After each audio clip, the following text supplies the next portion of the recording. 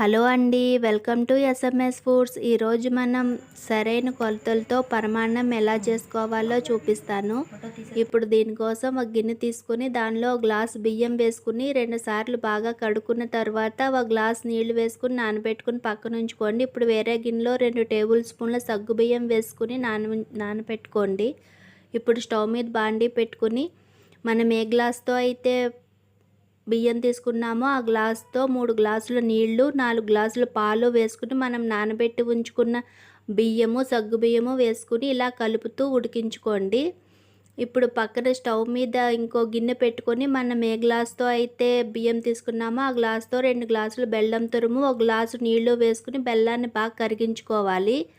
ఈలోపు మనకి పరమాన్నం దగ్గర పడిపోయింది చూడండి. ఇలా ఉడికించుకుంటే సరిపోతుంది. ఇప్పుడు దీనిలో యాలకుల పొడి వేసుకుని పక్కకు పెట్టుకుని వేరే బాండీ పెట్టుకుని ఒక 2 టేబుల్ స్పూన్ల నెయ్యి వేసుకుని కొద్దిగా జీడిపప్పు వేసుకుని వేయించుకోండి. ఒకసారి కొలతలతో చేసి చూడండి, మీకు పరమాన్నం చాలా బాగా కుదురుతుంది. ఇప్పుడు మనం స్టవ్ ఆఫ్ చేసుకున్నాం కదా, బెల్లం పాకం బాగా చల్లారిన తరువాత ఈ మిశ్రమంలో వేసుకుని కలుపుకోవాలి. ఇలా బెల్లాన్ని కరిగించి పోసుకోవటం వల్ల మనకి పాలు విరిగిపోతాయనే భయం ఉండదండి. ఇప్పుడు జీడిపప్పు కూడా వేసుకుని కలిపేసుకుంటే ఎంతో టేస్టీగా మనకి పరమాన్నం రెడీ అయిపోయింది.